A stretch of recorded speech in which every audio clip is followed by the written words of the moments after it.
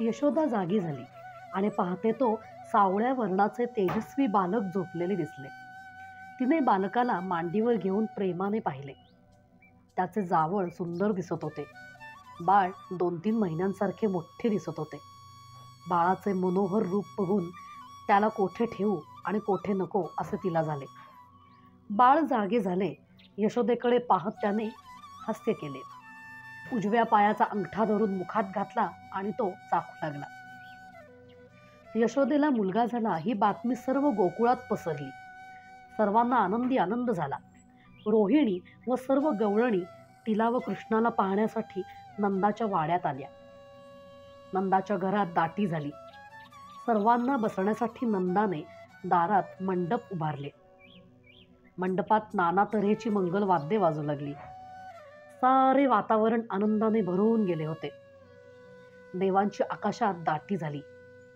नंदाचे कुलोपाध्याय गर्गमुनी बालकास पाहण्यास व त्याचे जातक वर्तवण्यास सर्वांच्या आधी आले.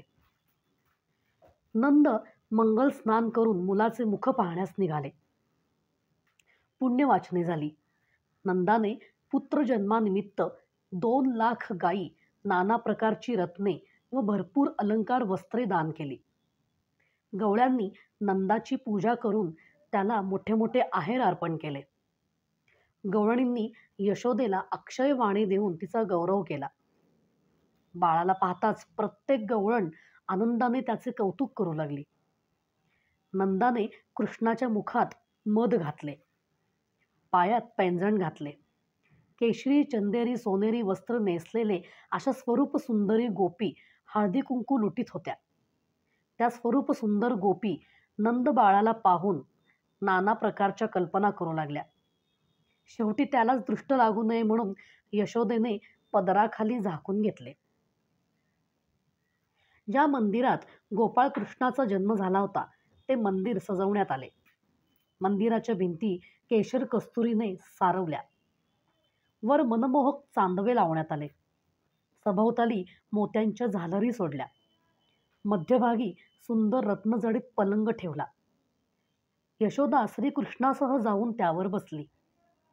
तिच्या दोन्ही बाजूस 2 गवळणी उभ्या राहून तिच्यावर श्वेत चामरे ढाळू लागल्या. कोणी तिला विडा दिला. पीतवस्त्राची ओढणी घेऊन श्रीरंगाला अंकी घेऊन यशोदा बसली होती. गर्गमुनी अनेक पंडितांसह यशोदेच्या मंदिरात बालकाची लक्षणे पाहण्यास आले. त्यांनी बालकाचे मुखावलोकन केले.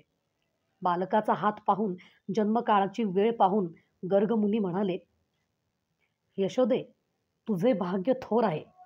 क्षीरसागराचा राणा तुझ्या मांडीवर आलेला आहे. हा विष्णूचा अवतार आहे. ह्याची त्रिभुवनात कीर्ती होईल. ह्याच्यावर अनेक संकटे येतील, पण तो आपल्या महान शक्तीने ती सहज दूर करील. हा गोवर्धन पर्वत उचलेल, दुष्टांचा नाश करेल, महासर्पाची गमेंड दूर करेल, बंदींना सोडविल, गोपींना भक्तीचा आनंद देईल, सागरात नवी नगरी निर्माण करील, गुरुपुत्राला जिवंत करील. हा श्रीकृष्ण सर्व साधूजनांना प्रिय व देवदेवतांना वंद्य होईल. यशोदे, तू धन्य आहेस. तुझ्या पोटी साक्षात परमेश्वर अवतरले आहेत. गर्गमुनींची ही भविष्यवाणी ऐकून नंद व यशोदेसह सर्वांना अत्यानंद झाला. 12 दिवस आनंदोत्सव साजरा केला. श्रीकृष्ण असे नाव ठेवून मोठ्या प्रमाणात बारसे करण्यात आले. गोकुळात सर्वत्र आनंदाचे वातावरण पसरले होते. बाळाला पाळण्यात घालण्यात आले. गोपी आहेर देत होत्या, ओटी भरत होत्या. यशोदेला अलंकार वस्त्रे अर्पण केले. नंदाने सन्मानाने विप्रांचा आदर सत्कार केला. गर्गमुनींचा सत्कार करण्यात आला. साऱ्या गोकुळातीलच वातावरण एकदम बदलून गेले. गोकुळात पीक जादा येऊ लागले. लोक आनंदी व निरोगी झाले. गवळ्यांना सुकाळ प्राप्त झाला. आनंद व समाधानाचे सूर साऱ्या गोकुळात निनादत होते. तिकडे मथुरेत अनेक प्रकारचे अपशकुन होऊ लागले. कंसाने प्रधानांना बोलावले. तो सांगू लागला की माझा शत्रू जन्माला आला आहे. त्याला आता शोधून काढले पाहिजे. जो त्याला शोधून काढेल त्याला मी इच्छेप्रमाणे संपत्ती देईन. शत्रू लहान आहे तोपर्यंत त्याचा नाश करूया. कंसाचे मन धाकाने व्यापून गेले होते. त्याला ध्यानी मनी स्वप्नी त्याचा शत्रू दिसू लागला होता. एकदा कंस राजसभेत जात असताना अचानक त्याच्या मस्तकावरील मुकुट खाली पडला. तो घाबरून गेला. त्याला स्वप्नात नाना प्रकारचे अपशकुन दिसू लागले. एकाएकी त्याच्या छत्राचा दांडा मोडून तो खाली पडला. कंसाने घाबरून एक मोठी सभा भरवली. त्याने सर्वांना विनंती केली की राजा हा प्रजेच्या सुखासाठी असतो, तसेच प्रजेनेही राजाच्या सुखासाठी झटले पाहिजे. आकाशवाणी ऐकल्यापासून माझी झोप नाहीशी झाली आहे. ज्याला माझ्या रक्षणाची इच्छा असेल त्यांनी कोणत्याही प्रकारे गोकुळात जाऊन माझा वैरी शोधून काढावा व त्याला मारून टाकावा, म्हणजे मला जीवदान दिल्याप्रमाणे होईल. जो माझे संकट दूर करेल त्याचे माझ्यावर अत्यंत उपकार होतील. त्याला तो मागेल ते बक्षीस देईन. अचानक एक बलाढ्य महाबळ नावाचा एक दैत्य उठून उभा राहिला व म्हणाला, महाराज, आपला शत्रूचा शोध घेऊन मी त्याचा निपात करण्याची पैज लावतो. मी ब्राह्मणाचे सोंग घेऊन आपला शत्रू कोणत्या घरी आहे याचा शोध लावीन आणि त्याचा नाश करीन, असे मी प्रतिज्ञा करतो. महाबळाने विपराचा वेश धारण केला, धोतर नेसले, उपरणे घेतले. आता तो ब्राह्मणासारखा दिसू लागला. तो फिरत फिरत गोकुळात आला. तो लोकांना विचारू लागला की पुत्रजन्माचा सोहळा मोठ्या प्रमाणात या गावात कोणाकडे झाला, त्याचं मी भविष्य सांगतो. माझा भविष्याचा अभ्यास आहे. मी सांगेन तसेच होईल. हे ऐकून गवळ्यांनी त्याला नंदाचे घर दाखवले. महाबळाने नंदाचे घर शोधून काढले आणि तो दारात उभा राहिला. यशोदेने त्याचे मनापासून स्वागत केले. बसावयास आसन दिले. नमस्कार केला. बाळाला घेऊन ती त्याच्यासमोर बसली. तिने विनंती केली की गर्ग मुनींनी याचे भविष्य यापूर्वी प्रतिपादन केले आहे. आपणही काही या मुलाचे भविष्य सांगावे. भविष्यकाराने पंचांग उघडून त्यात डोकावले. एकदा श्रीकृष्णाकडे पाहून मान हलवली. हा मुलगा अत्यंत अवलक्षणी आहे. यामुळे गोकुळावर मोठी मोठी संकटे येतील. ह्याला घरात थोडा वेळही ठेवू नका. बाहेर नेऊन टाका. यामुळे तुमचे सगळे मूळ नाहीसे होईल. यशोदा अतिशय भ्याली. तिने श्रीकृष्णाला पदराखाली लपवले.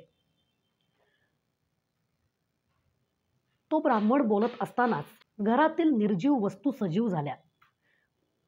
प्रारंभी लाटणे येऊन त्याने महाबळाच्या मस्तकावर प्रहार केला. नंतर देव्हारे, पाट, वरवंटे, पाटे यांचा सर्वांगावर आघात होऊ लागला. नंतर सूप, भांडी, मडकी त्याच्या डोक्यावर येऊन आदळू लागली. महाबळ राक्षस अतिशय घाबरला. तो कसा तरी घरातून बाहेर पडला. तो खूप रक्तबंबाळ झाला होता. त्याचे धोतर फाटले होते. सर्वांग ठणकत होते. उपरणे तुटून पडले होते. पंचांग फाटून गेले होते. अशा अवस्थेत तो जीव मुठीत घेऊन पळू लागला. गवळी व गवळणी त्याला बघून हसू लागल्या. तो चळाचळा कापू लागला व कसा तरी मथुरेस येऊन पोहोचला. कंसाजवळ तसाच धावत गेला व कंसाला हात जोडून म्हणाला, तुझा शत्रू गोकुळात नांदत आहे. मला चांगला मार बसला. निर्जीव वस्तू माझ्या अंगावर येऊन आदळत होत्या. ही मानवाची करणी नाही, हा विष्णूचा अवतार आहे. कंसा, मला तुझे मरण जवळ आलेले दिसत आहे. कंस अतिशय दचकला. गोकुळात कोण जाईल अशी चिंता वाटू लागली. तेवढ्यात पुतना नावाची राक्षसीण हजर झाली.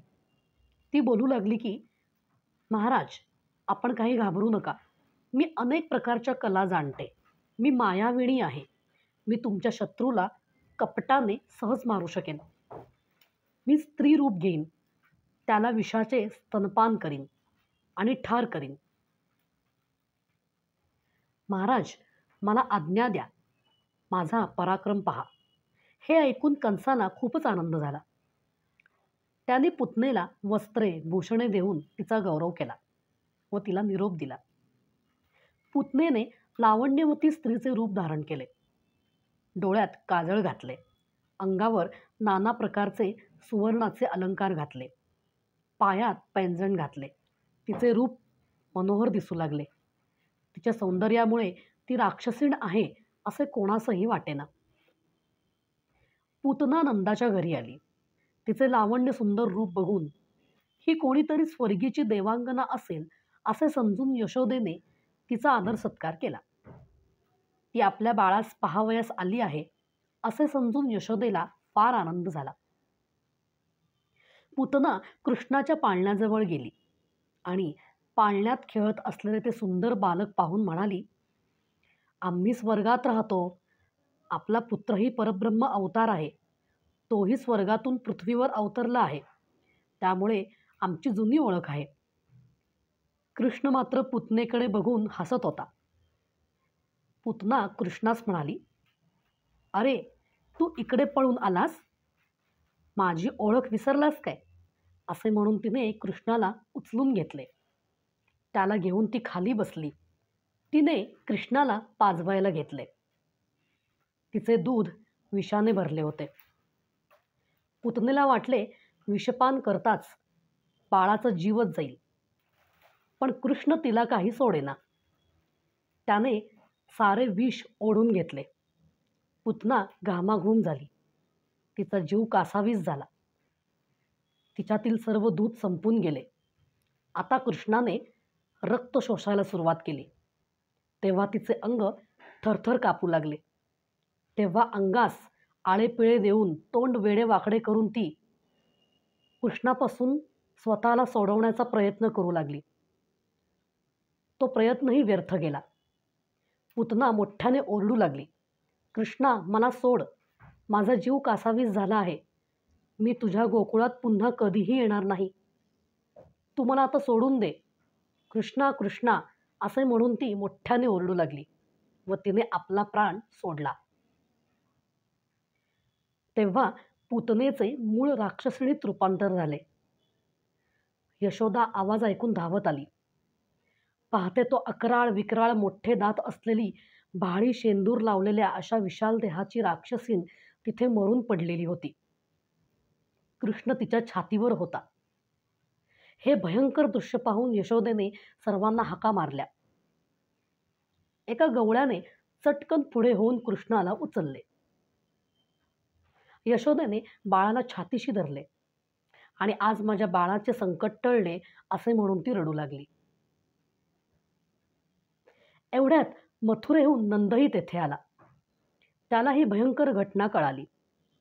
पूर्वी महाबळ दैत्याची ही फजिती झाली. आता या राक्षसणीचेही प्राण गेले.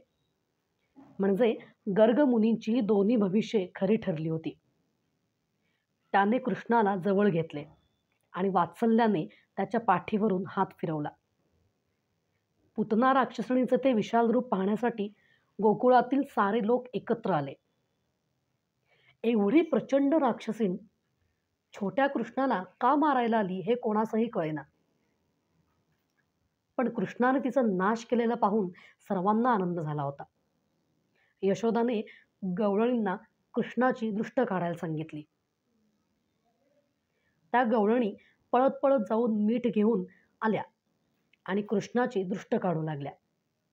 कृष्णाला दृष्ट लागू नये म्हणून गळ्यात दोरे बांधले. यशोदा अजूनही घाबरून गेली होती. पण नंदाने यशोदेला धीर दिला. आलेल्या गोपिकांनीही यशोदेला धीर दिला. यशोदा भीती आणि आनंदाने गोंधळून गेली होती. पूतनेचा प्रचंड देह तिच्या डोळ्यांसमोर दिसत होता. तिने कृष्णाला आपल्या कडेवर घेतले आणि कोठे काही लागले तर नाही ना असे पाहू लागली. कृष्णाला कोठेच काही लागले नव्हते. यशोदा भीतीने कृष्णाकडे पाहत होती आणि कृष्ण मात्र पाय हलवीत आनंदाने हसत होता. ते पाहून यशोदेलाही हसू आले. श्रीकृष्णावरील मोठे संकट टळल्यामुळे सर्वांना आनंद झाला होता. यशोदा संकटामुळे भ्यायली होती, तिचे सांत्वन गवळी व गवळणींनी केले. पुतनेचे प्रेत हलवणे आवश्यक होते, पण गवळ्यांना ते काही केल्या हलेना.